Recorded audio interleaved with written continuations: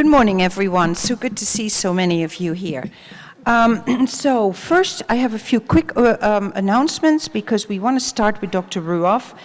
First, we had a fabulous youth ambassador training yesterday, and I would like to congratulate all the 2019 youth ambassadors and the other youth ambassadors of the other years. And can they all stand up so we can see who the youth ambassadors are?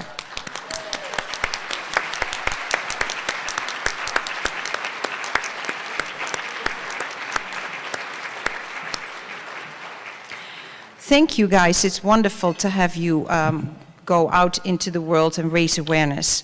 Another special announcement for one of the youth ambassadors. She doesn't even know it yet, but she won an amazing award. This award is called the Yes, I Can Award, and it's given out by the Council of Exceptional Children.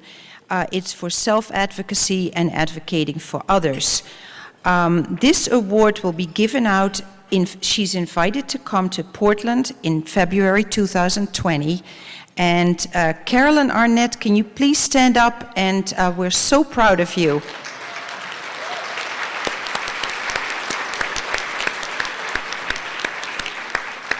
That is really amazing that she won this award. So it's the Yes, I Can Award.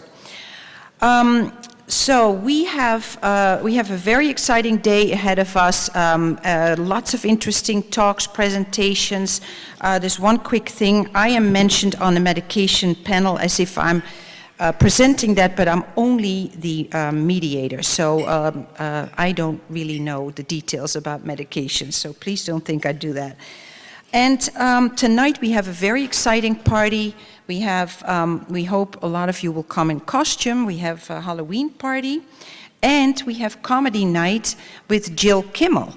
So that is going to be very exciting. We hope all of you will be there tonight. So with that, I wanted to announce Dr. Chad Ruoff. Dr. Ruoff has been with us for many, many years. He's a sleep doctor. He's also specialized in obesity.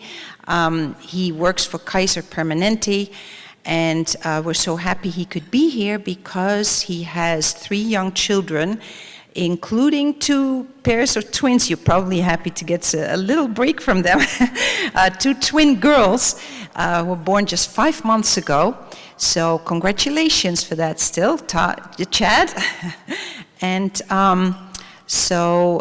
we're excited to hear you talk, and we're very, very lucky to have Chad here as our keynote speaker. So come forward.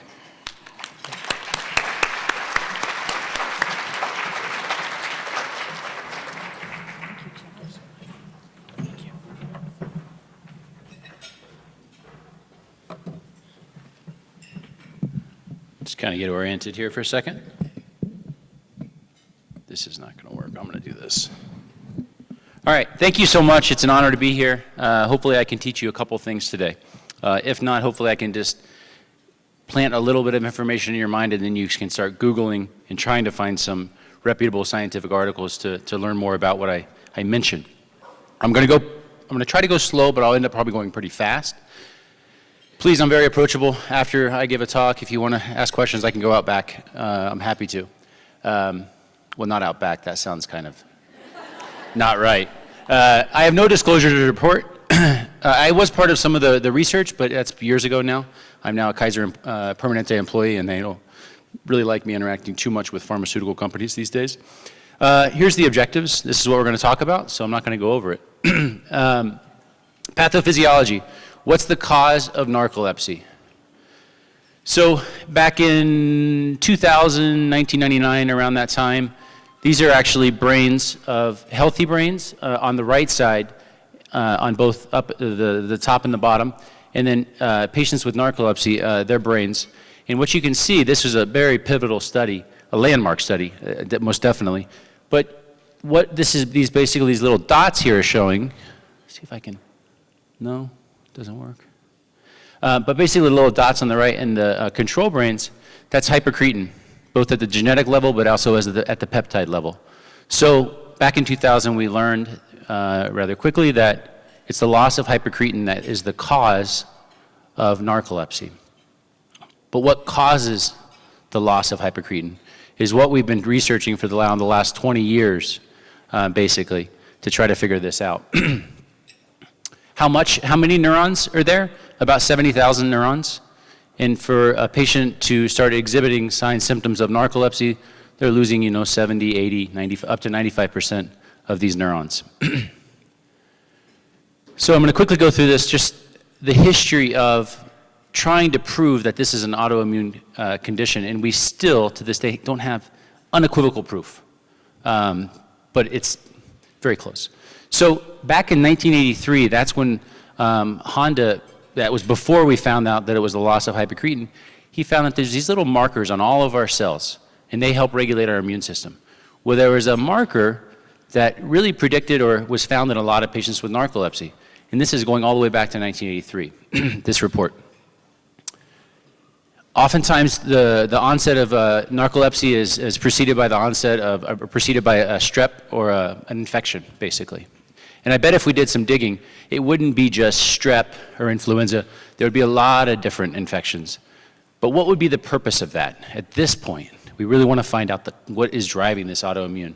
If there's multiple infections, that doesn't really advance science, in my opinion, at this point. The onset, so usually after the winter months, the onset of narcolepsy, late spring, early summer, typically.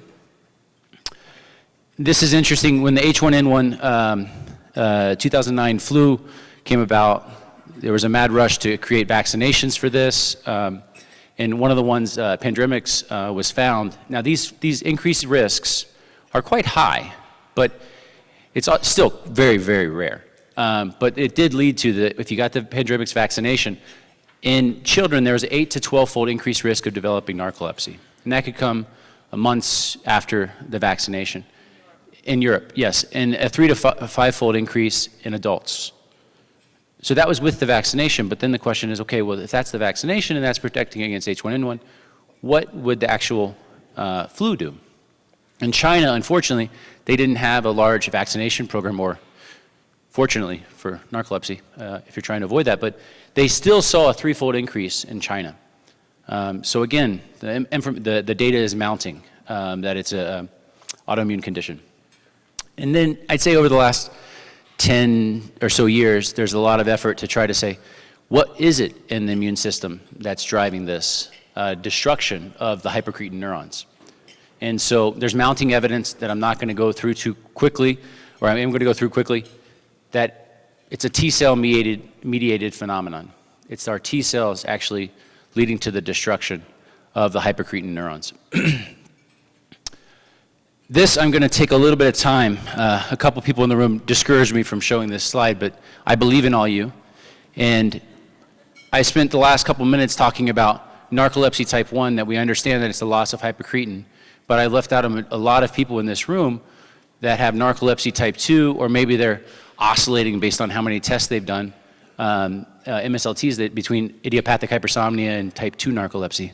This is a really interesting study, probably needs to be replicated, but just take my word that on the y-axis here, 0, 20, 40, that's a very specific T-cell activation pattern that you might see in someone with narcolepsy. Arguing that if that goes up really high, that's evidence that it's a T-cell mediated autoimmune destruction going on. And on the x-axis, you can see PB up there, that's peripheral blood. So that's looking at this very specific T-cell activation in the peripheral blood of HC is healthy controls, NC1, patients with narcolepsy type 1, and then NC2, patients with narcolepsy type 2, and then idiopathic hypersomnia.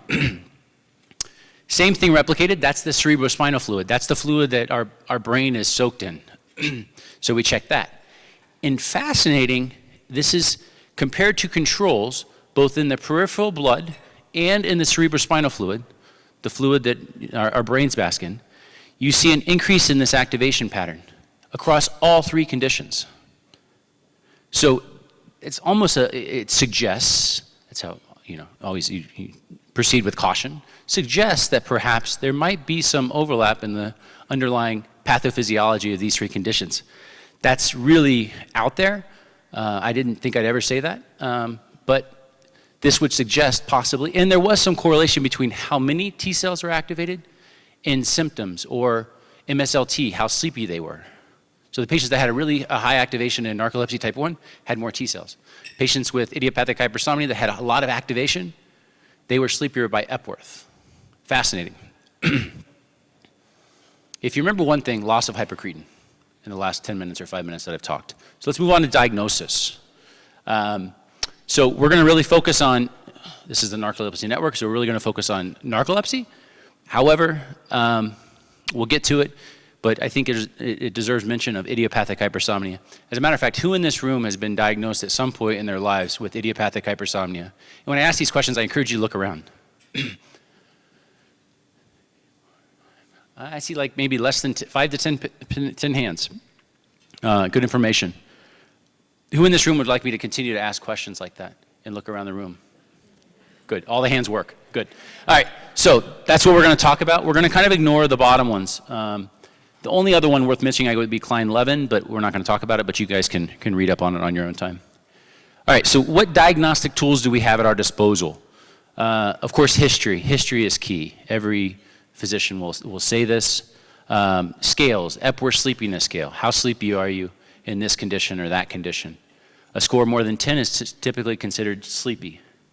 Actigraphy, so Fitbit, right? Not really well validated, but it's there. But just to monitor your behaviors, right? And oftentimes as docs, we just use that to document that the patient is getting enough sleep before the test, right? A sleep diary, just marking what time you go to bed, what time you wake up. And then the overnight sleep study, the daytime sleep study, the MSLT, and then the blood test. Now, it's not the blood test. It's simply, if you don't have this marker, it's unlikely that maybe you have type 1 narcolepsy, and if we put a needle in your back, that you would have a low hypercretin level. But if you do have it, you could be part of the general population, because about 40%, 30% of the general population are walking around with this marker. But maybe 95+% of patients with narcolepsy have this marker. So it's not something like you need to rush out the door and go get this, like, this is the end all be all. No. If it's negative, it's interesting. And then a spinal tap, putting a needle in your back, like an epidural kind of thing, and checking for the hypercretin molecule. The PENTAD, I think I'm obligated to review these 5 symptoms. So the PENTAD for narcolepsy, excessive daytime sleepiness, cataplexy, sleep-related hallucinations, paralysis, and then disrupted nighttime sleep. Cue the video. So I wasn't going to show this, but Gino, wherever you are in this room, he was talking to his mom last night, and he was kind of telling his story, and I assume that him and his mom talk quite often. And he's like, well, yeah, the dogs, Mom. That's how I realized what I had, the dogs. And his mom hadn't heard this story, so I was like, you know what? I need to put this back in this PowerPoint to show this. So these are Dobermans. Now the loss of the cause of their narcolepsy is actually a receptor. It's not the loss of hypercretin per se, it's the receptor where the hypercretin molecule would act. But in that video, I played enough. It's definitely Googleable. YouTube, God bless YouTube. You can find this video. And then now let's switch to humans. You can cue that video. So this is a patient walking around. I feel like I've accomplished my presentation. My videos work. Ja. Done. Drop the mic. Drop the mic. Je moet haast meelopen met een paar blauwe kussens ernaast, ja?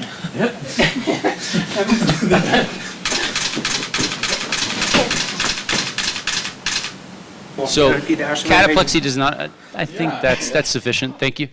And then we'll cue one more. So that's a very typical cataplexy attack where you're falling to the ground. These are more often seen, I think Dr. Maskey probably will emphasize this in her talk later on, but this is in childhood narcolepsy. It's not working. And so this is quote unquote cataplectic facies. And so you can see this is when your sleep doc hopefully is asking, do you have, when you laugh, tell a joke, say something funny, anything unusual happen like your jaw sags, tongue thrusting that you can see. And he's watching a cartoon. There's a little bit of the tongue thrusting.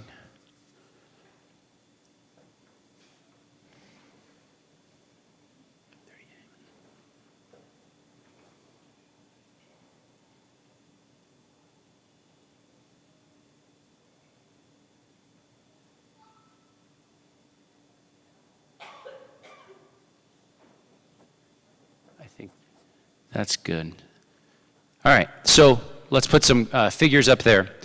So in the top left little figure there, the blue are the patients with narcolepsy. I'm horrible at colors, but I'm not colorblind, but reddish color, that's patients without narcolepsy. And this isn't a really, I mean, I think another kind of landmark study to show that if you ask patients in the general population, but also in patients with narcolepsy, do you have some loss of muscle tone with laughing, joking, anger, and then go all the way to the right with sex. One of my teachers in the room would always tell patients, well, congratulations, when that happens. She's pretty close, she's sitting pretty close to me right now. But the real big discriminator, right, you can see is laughter. The loss of muscle tone with laughter, saying something witty, surprise. When you get into negative emotions, your doctors and you should be a little bit less skeptical or want to do some more digging, or maybe get that HLA marker potentially, if you're interested in what you have. Or if you just want to treat it, then just find the solution. What muscles are involved, you can see over there on the right side. What muscles are typically involved? Typically, it's a buckling of the legs. It's not frank falling. That's not typical. Duration, this is really key. So cataplexy does not typically last days, hours. Usually it's, you can see on this, 5 to 30 seconds. It's a typical episode.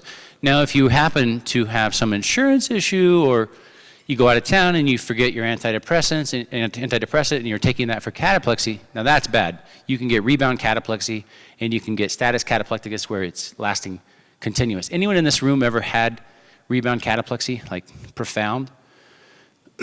Yeah. So you saw those hands. Find someone that raised their hand and you can talk to them about it. It'll encourage you to be compliant with your medications, especially your antidepressants, if you're taking it. Anti-cataplectic antidepressants. And then frequency, how often is over there. So obligated to talk about this. How I ask this clinically is, as you fall asleep, wake up, ever see things, hear things that really aren't there? In the general population data, tied to anxiety, mood disorders, on questionnaire-based questions, and reported up to 50% of the general population. Reported to happen much more in patients with narcolepsy. But in the clinic, patients that don't have narcolepsy, I don't believe 50%. I just don't get yes to this a lot. That's my own personal opinion. Sleep paralysis, maybe 5, 10, 20% of the general population, happens much more in patients with narcolepsy. But again, I don't know if I believe that 5, 10, 20%, because patients don't say this. In a typical episode, I'm very skeptical of the patient that says, I asked, well, my gosh, that's scary. You woke up and you're falling asleep and you couldn't move? Nothing? You couldn't move? It's not just one arm, like a compression neuropathy, but it's more like your whole body can't move. And if the first episode doesn't scare the heck out of the patient when I'm talking to them, I don't believe it, just about. I mean, if you can't move, you're trying to get up and like, oh, I got to go get the doorbell's ringing, and you can't move, that should scare you. That's the typical history for sleep paralysis. And then people maybe get bored by it. Oh, another episode of sleep paralysis. You know, just waiting for it to lift, per se. Disrupted nighttime sleep, I don't think I need to say much more about that. That's just fragmented sleep, which is ironic, right? You have a patient that can't stay awake during the daytime and they can't stay asleep at night. Frustrating. Diagnostic criteria, I'm also obligated to go through this. I will go through it quickly. So what are the criteria? You're sleepy for at least 3 months. You either have cataplexy or you have a positive MSLT. You fall asleep in less than 8 minutes in the MSLT on average, and you enter dream sleep at least 2 out of all those naps. And I'm going to refer to that for the rest of this presentation as positive MSLT. Or you have that spinal tap and you check your hypercretin. Check for the hypercretin molecule. Type 2 narcolepsy, basically you don't have cataplexy, And if you do get the spinal tap, you have normal hypocretin levels. That's really the difference. But you see that on E, they do throw this in that please search high and low for any other explanation that might be causing your sleepiness, because we really don't understand the pathophysiology of the underlying cause of this. And so then you want to proceed with caution and make sure you've looked under every stone. My joints hurt. Go pursue that. And I'm sure everyone in this room has done this dance. But maybe one person hasn't yet. Idiopathic hypersomnia, a little bit different. They fall asleep in less than 8 minutes on the MSLT, but they don't have this propensity to enter dream sleep. So they have less than 2 dream episodes on all of the naps. But there's a really interesting one here. Who in here is a long sleeper? And I mean long, 10 hours plus a night on average. So this was in ICSD-3, the most recent classification system, they added total, so in European countries, they can do 24-hour continuous monitoring. In the US, there's no reimbursement for that, so good luck. You have to find a compassionate doctor in some academic institution that somehow finagled their way in, and they're hiding from their administrators and they can do it. But on a 24-hour sleep study, if you document that someone's sleeping more than 660 minutes over a 24-hour period, then that will cinch this diagnosis of idiopathic hypersomnia. Who in the room doesn't know what idiopathic is, though? Idiopathic is simply a nice fancy term that I like to tell patients. So they walk out of that room thinking that they know what they have. But if you Google idiopathic, it means I don't know what you have. But you have this. But that's okay, because it's kind of like that for narcolepsy type 2, right? Honestly, we don't know what the cause is. So it could be idiopathic narcolepsy type 2. But that one slide that showed those activated T cells suggests that there's something there, which is really, really interesting. And that HLA marker is shown to be a little bit higher in patients with type 2 narcolepsy. Obviously, with anything idiopathic, you want to make sure that the patient's getting enough sleep, that you're getting enough sleep before you get diagnosed with this. Insufficient sleep. And of course, that you can't find a better explanation for what's causing your symptoms.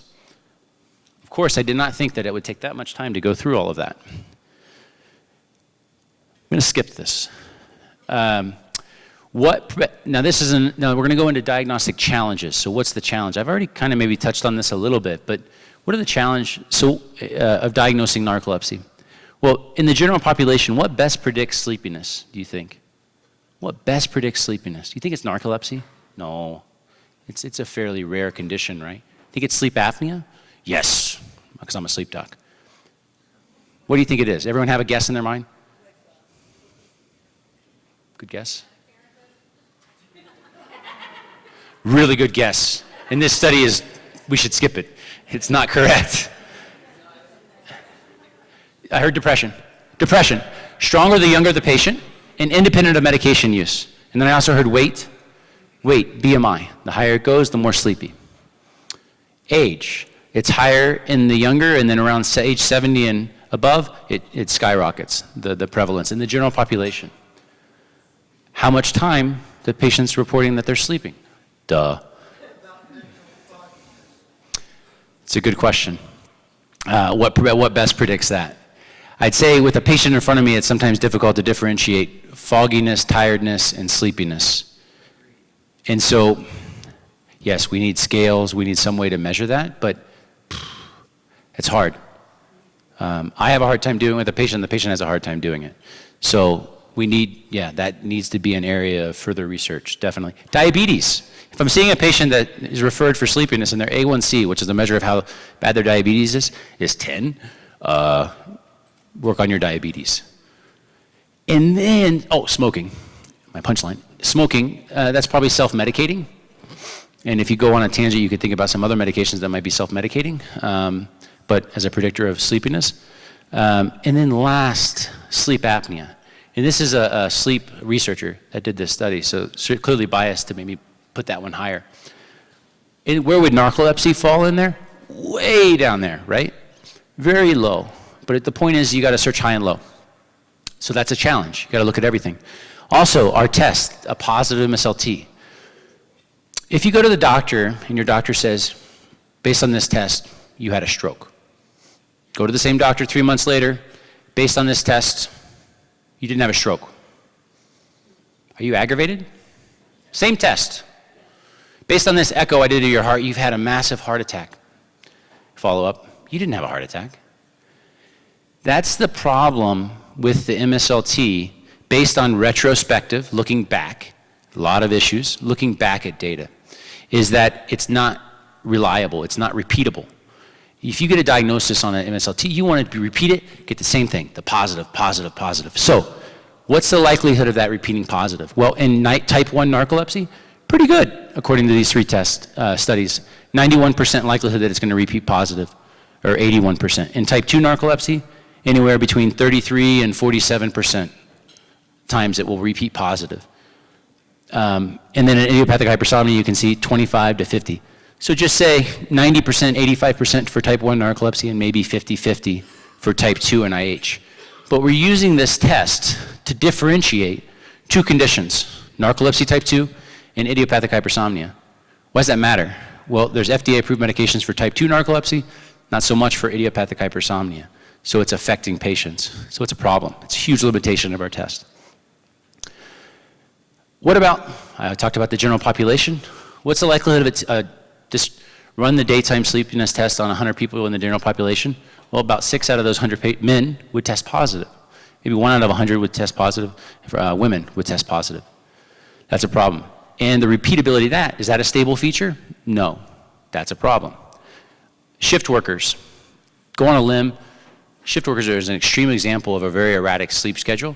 And many people that don't work shift work probably could be qualified if you watch them on their Fitbit as shift workers. Staying up all night, one night, staying up late, playing iPhone, whatever, on the weekends, going out, socializing. But shift workers, 30 times more likely to have a positive MSLT. And then antidepressant medications also increase the risk of having a positive MSLT. That's a problem. There's no blood test yet. That's a limitation in our diagnosis yet. Advances. This is the fun stuff. 25 minutes. I have a 10-minute buffer. So, one limitation of the test is that we didn't have a lot of data in children for the test. This publication basically shows that it is valid for type 1 narcolepsy, the daytime test, the MSLT, so that's an advance that we've had over the last year. Sorely needed data. Interestingly, the test to predict that the child has type 1 narcolepsy, you could use either those 2 dream episodes or a mean sleep latency of less than or equal to 8.2 minutes. Whereas in adults, the criteria is you gotta have both. But this study said that either was adequate. Interesting. How we look at sleep. I love all these companies, technology companies, Fitbit. I don't know why I'm picking on Fitbit, maybe because they're the most successful. But we're always trying to find an actigraphy, a Fitbit that correlates with our sleep. But the problem is that even if I know what stages of sleep you're in, it doesn't predict how restorative you feel that sleep is. That's a huge problem, right? I don't have a way, I can't look at your sleep study and say, well, you're gonna feel great. You could feel horrible.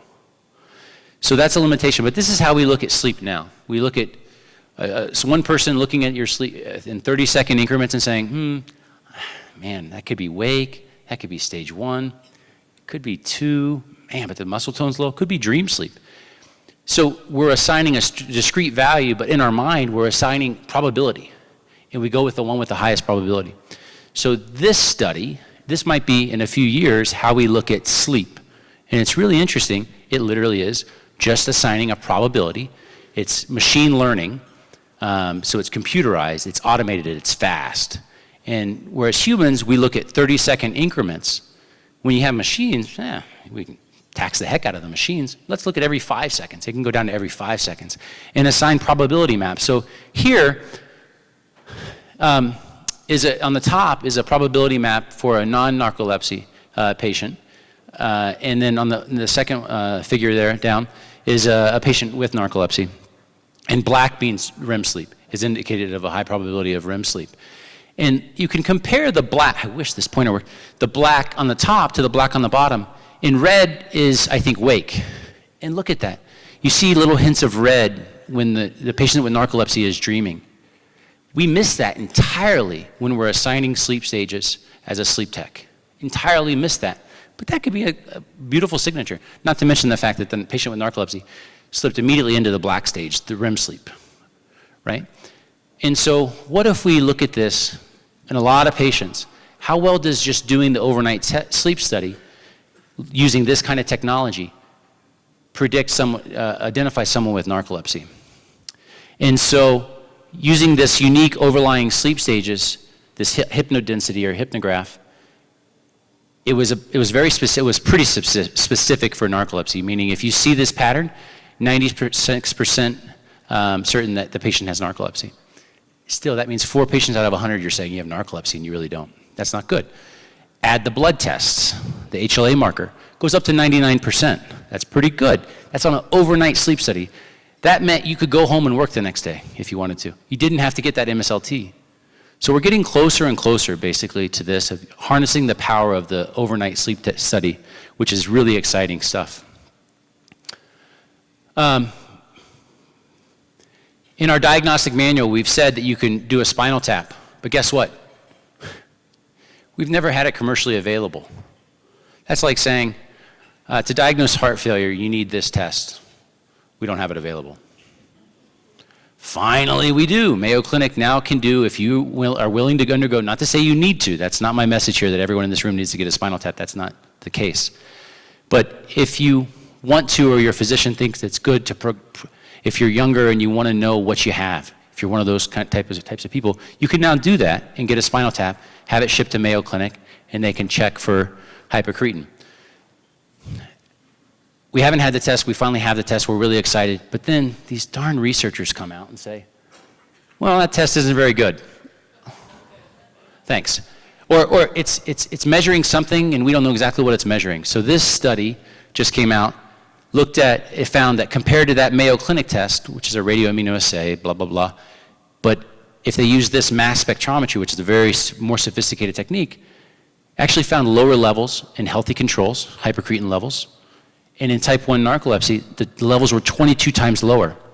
So go back to that activated T cell finding, that there might be some overlap, right, between narcolepsy type 1, type 2. And now if we start using this more sophisticated technique, what might we find in type 2 narcolepsy or even idiopathic hypersomnia? It's really interesting. So maybe a better test is on the horizon for those that are willing to get a spinal tap. Not too many people like doing that test. So that's that was 2019 publication. I think it's a really interesting publication. Comorbidities, so dating back to the 1950s, obesity was reported, 1930s, sorry, reported to increase in narcolepsy patients.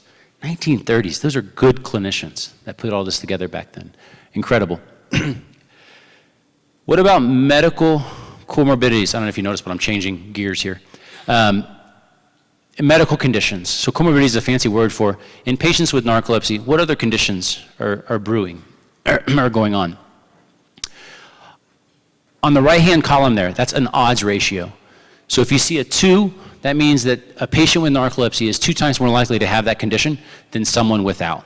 So just start at the top, look down everyone, and you can see each of those conditions. So pretty much across the board, every condition had an increased risk in patients with narcolepsy compared to controls. I didn't believe this data, but it's been replicated in different countries. I'm forced to believe it. I'm forced to believe it at this point. Interesting, in the perinatal period, there was not an increased risk. Is that because patients with narcolepsy are deciding not to get pregnant, or they're not carrying babies to term? We don't know, but that was one really interesting finding, and very profound because everything else was significant, that increased risk compared to controls. What about in type 1 narcolepsy versus type 2? Are these risks, increased comorbid conditions, the same in type 1 and type 2? In this, so the blue is narcolepsy with cataplexy, and the light purple is narcolepsy without cataplexy, and the black is controls, people without narcolepsy. And you can see all the lines pretty much match up. And so it's the same in this publication, with or without cataplexy. Didn't expect to find that. There's one significant difference, but not really clinically significant, but Interesting. Switching gears just a bit. So what's driving this? Well, it's mixed data, but in general, you can think that, well, let me back up. When we sleep, we should relax, get nice sleep. Our blood pressure should drop by 10% or more at night, and then go back up during the daytime. In patients with narcolepsy and in animal models, that doesn't happen, and we call that a non-dipping pattern. Dipping meaning dip in blood pressure. In narcolepsy patients, their blood pressure does not dip as much or as we would like. So maybe that's a driver, because that's highly tied to cardiovascular data, bad things happening. And maybe that's potentially driving the medical comorbidities, or somehow at play there. Because if you have an overcharged sympathetic nervous system, that can lead to bad things. Switching gears a bit. So who in this room, you all raise your hand and I haven't asked the question, who in this room has sleep violence, punching, kicking, screaming, yelling, they wake up, they can remember their dreams? So a good handful. So if I did a test and I confirmed that when we dream, we should be paralyzed, right? We shouldn't be acting out our dreams. If you are flailing and you wake up and you're like, oh, I was dreaming of someone, no, I was in a boxing match, right? Well, what we found over the last several years is that folks that do have a diagnosis of REM behavior disorder in patients without narcolepsy, if you follow those folks long enough, they'll go on to develop bad things like Parkinson's and stuff like that. But for years, in my training, we didn't believe this was the same case in patients with narcolepsy. And so this year, this study came out, which is really neat. So, and you might have to come up afterwards to talk to me about this if you're really interested, or you're one of those that have this sleep violence. But patients with narcolepsy are 44 times more likely to have REM behavior disorder, acting out their dreams, and they have a recall of it. Patients with RBD are at increased risk of Parkinson's. Now, patients with Parkinson's, they have this alpha-synuclein. Just remember, it's a deposit in their brain. You don't want alpha-synuclein. In this study, they took patients with narcolepsy and patients without narcolepsy with RBD, REM behavior disorder, and they did a skin biopsy. The patients without narcolepsy but with RBD had a lot of alpha-synuclein. They're likely to go on to develop Parkinson's. The patients without narcolepsy, without REM behavior, or with RBD, but with narcolepsy, none of them had it. So it's a completely different disease. Yeah. I like the clap. I knew that was good. Great news. So that means that you're likely not at increased risk of developing Parkinson's if you have this RBD. That's good. It's different. That's really good news. So who in the room has ever been told that you have RBD, you're at increased risk of developing something? Good. Oh, I don't know. This would definitely call that into question if you're a patient with narcolepsy. This is controversial, but I want more great news. So amyloid, another one. Just remember, amyloid plaques are found in patients with Alzheimer's. Lower levels of amyloid were found based on this fancy imaging. I'm not going to go over this imaging, but I'm obligated to put fancy colors up on the slides every few times. Reduced levels of amyloid in elderly brains of patients with narcolepsy. So, I guess the way I would read it is that the risk of developing Alzheimer's in patients with narcolepsy is equal to the general population, but this would suggest it's even lower. Protective, maybe, shall we say. That's cool. Great news. Who in this room is creative? No. I didn't believe you until this study. Now I believe you. So this is 2019. Increased creativity in narcolepsy, and interestingly, most symptoms of narcolepsy, sleepiness, hallucinations, paralysis, yada, yada, and RBD, which now you know what RBD really is in narcolepsy, higher scores of creativity. But the cataplexy did not predict higher creativity, but all the other things did. Interesting.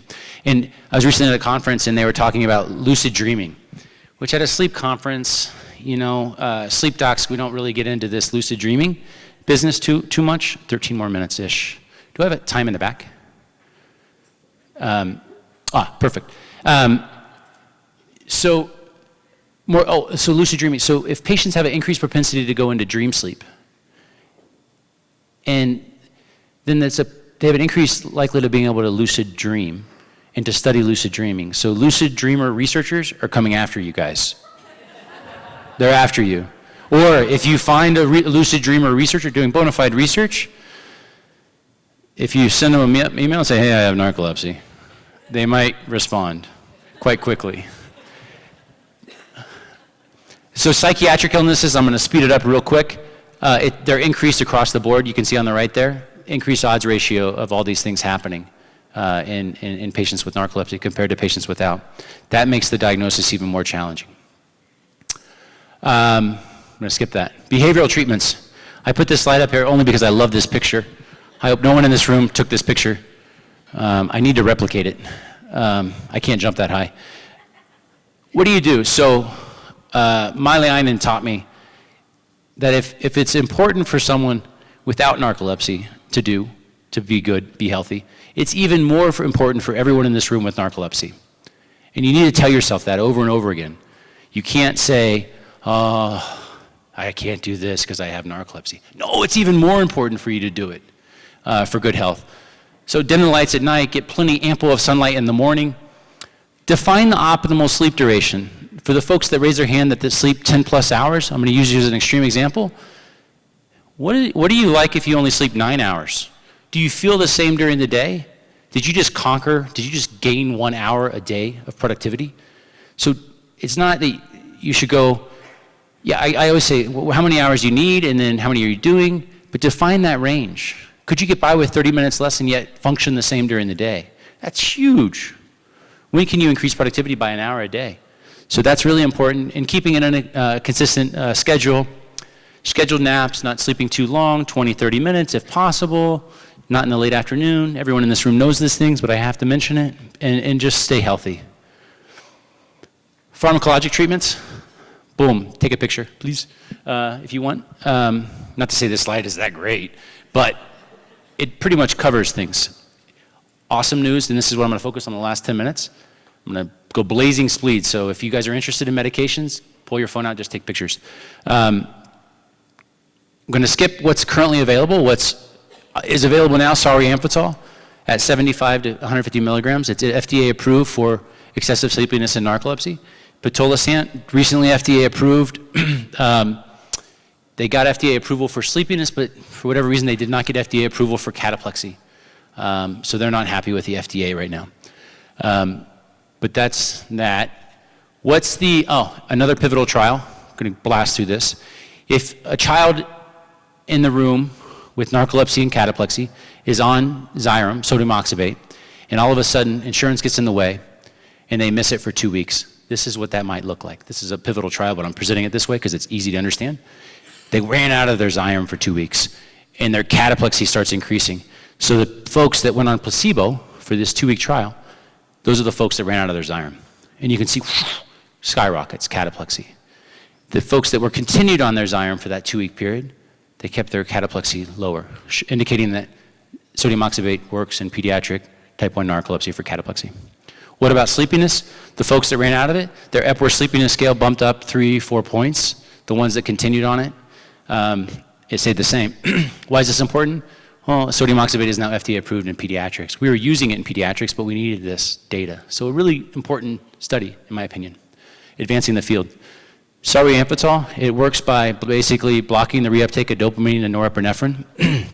I will say on the research studies, it was dosed at 150, was 75, I think 150 and 300 milligrams. The FDA came back and only approved it at 75 and 150.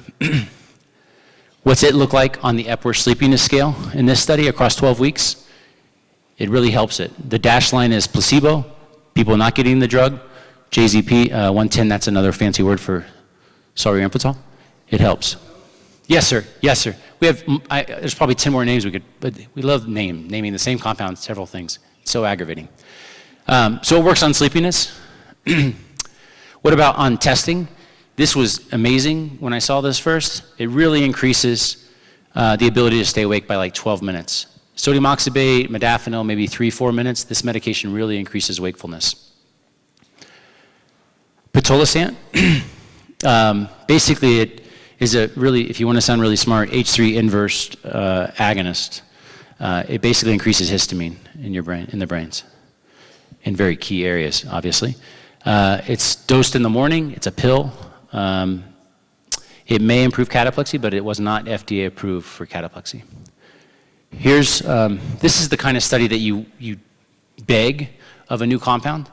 But basically, it helps with daytime sleepiness, but this is comparing it to kind of placebo, no drug, modafinil, or pitolisant. And basically, it might be similar, but it's case by case. It would definitely improve sleepiness, similar to modafinil, but that doesn't mean that it might not work better in you versus you. And so, but it's a really interesting study. And we always ask for head-to-head studies, and we never get it with pharmaceutical companies. But this, we have it, which is quite interesting. For cataplexy, you can see the red line is the placebo, the blue line is pitolisant. It does seem to have a signal there to improve cataplexy. In this, I think this is an eight-week trial here, 7-week trial. And decreased cataplexy rate by 75% from baseline levels. That's pretty impressive. Epworth Sleepiness Scale, this is a 1-year trial, open label. It continued to work on sleepiness. It continued to work on the cataplexy. This is a really interesting slide. It also helps with sleep paralysis and hallucinations. That was a nice, it's a really nice figure. As well as cataplexy, as well as sleepiness. Really interesting. Cataplexy, here's the treatments. Now, a lot of these treatments aren't quote-unquote FDA approved for cataplexy, but because pitolisant's kind of the new kid on the block, I just want to say that even though I have pitolisant up here, it's not FDA approved for cataplexy, but I just showed you a slide that shows that it does have a signal to help it. So I think it deserves a place on this slide. Future, in 5 or 10 minutes. The future novel pharmacologic medications. I think Takeda has a booth here. And so going back, in 2000, the loss of hypocretin was discovered as the cause of narcolepsy. And then going back maybe 5 years, a drug finally came out for patients with insomnia, right? So if a narcolepsy patient is always tired and they lack hypocretin, what if you block that for someone with insomnia? Can you make them sleepy? And so we accomplished that. Pharmaceutical companies accomplished that maybe 5 years ago. There's another one that might come out. But the real thing is how do you get that hypocretin back? How do you stimulate it? And so finally we have a pharmaceutical company that we know of. It's been kind of stealth mode for the last few years that is researching compounds. The Takeda 925, it's an IV formulation. Obviously, no one in this room wants to walk around with an IV. More of a proof of concept. But remember with solriamfetol, the ability to stay awake improved by like 12 minutes, and that knocked my socks off, and it should knock your socks off too, compared to modafinil or sodium oxybate, which only increased it by like 3-4 minutes. This medication, IV, continuous infusion, basically hit a glass ceiling on that test. It kept someone that was at baseline like 3 minutes, could stay awake. It pushed it all the way up to 40 minutes. Incredible. That's IV. Who knows how it'll pan out? And who knows what the repercussions of stimulating a system that's been quiet for a long time or is absent? A lot of questions. But they're also looked at it in sleep-deprived patients, type 1 narcolepsy patients, and then there's actually an oral compound that they might start trials on sooner than later. So that's a promising area of research. Interesting. Clinicaltrials.gov. When I was preparing for this, that's where I went to find anything that pharmaceutical companies are willing to disclose. That's all you have to do. Type in narcolepsy treatment. You can find anything that's out there that's on the horizon for research, okay, in narcolepsy. And it tells you where it's being done. And it probably gives you a contact phone number. So this drug is a potent norepinephrine reuptake. So solriamfetol blocks norepinephrine and dopamine. This one works really on norepinephrine alone. And it's in Europe, it's indicated for depression. It's been around a long time. So there's a study going on in narcolepsy. Even dating back some years ago, 2001, there was a little trial showing that maybe it helped in patients with narcolepsy, little preclinical data. And it's shown to help in mouse models of narcolepsy as well. There's another study. Folks with idiopathic hypersomnia might have too much GABA. For sake of time, I'm not going to go through that. just take that as, it's controversial a little bit. I mean, it hasn't been replicated, but if someone with idiopathic hypersomnia has too much GABA, if you antagonize GABA, then maybe that would help with daytime sleep, the sleepiness in that condition. And so there's been some available medications like clarithromycin and flumazenil that have shown a signal to potentially help these folks. And so this is on clinicaltrials.gov, is a medication that's being researched for both idiopathic hypersomnia and type 2 narcolepsy. Why might that be? Because of the overlap, right? That we're using the MSLT to maybe artificially differentiate these two folks. So they're studying it in both these conditions. JZP-258, so does anyone in the room that takes sodium oxybate, you're taking a lot of sodium at bedtime. And patients with narcolepsy maybe don't drop their blood pressure as well at night. And there's a lot of medical comorbid conditions in narcolepsy. So JZP-258 is a lower sodium dose of Xyrem, of sodium oxybate.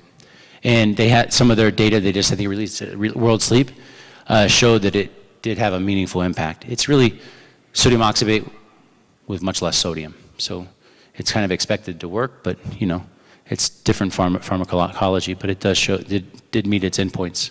That's exciting. What about taking sodium oxybate once a night? So this is a study that's ongoing, so once nightly dosing. They don't have any data on outcomes as far as effectiveness available, but they do have some pharmacology stuff, pharmacokinetics released that won't interest anyone in this room. We need the data on how effective it is. Baclofen, who in this room has tried baclofen? Everyone look around. Who in this room, without a shadow of a doubt, benefits from baclofen? Without a shadow of a doubt. So a lot of hands dropped. That's my hunch. That's my feeling. The N of one, someone in the front here is adamant that it helps. So in 2009, there was a study comparing sodium oxybate to baclofen. It didn't really help. It increased total sleep time, but it didn't help sleepiness, daytime sleepiness. It wasn't the same as sodium oxybate. But the mechanism is similar. That's where all this data is coming from, of these two medications, perhaps. They both GABA antagonists. And then, so that kind of put it to rest. But then this darn basic researcher got her hands on this R-baclofen and started sprinkling it over some mice with narcolepsy, and it worked better than sodium oxybate. And so now there's this resurgent in interest in baclofen.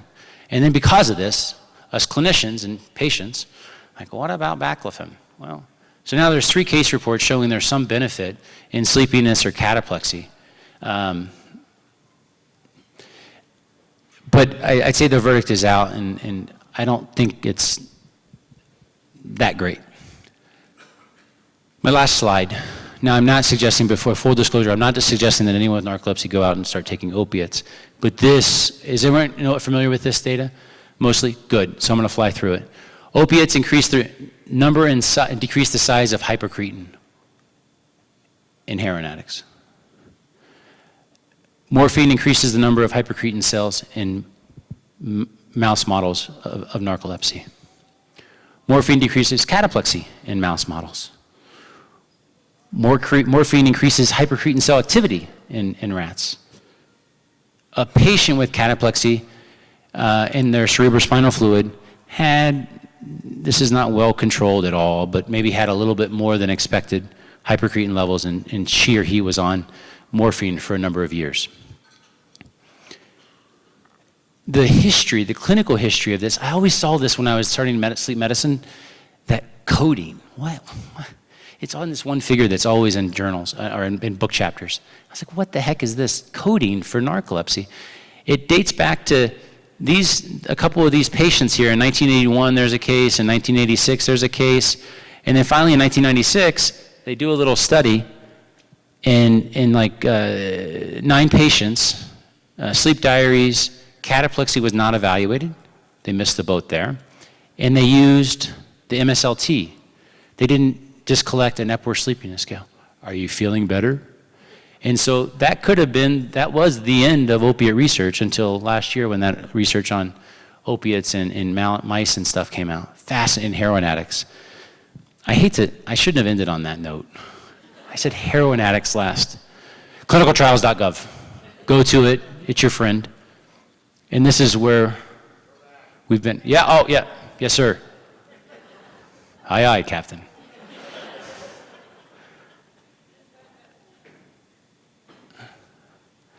So I'm not going to go over that slide. That's what we just talked about, more or less.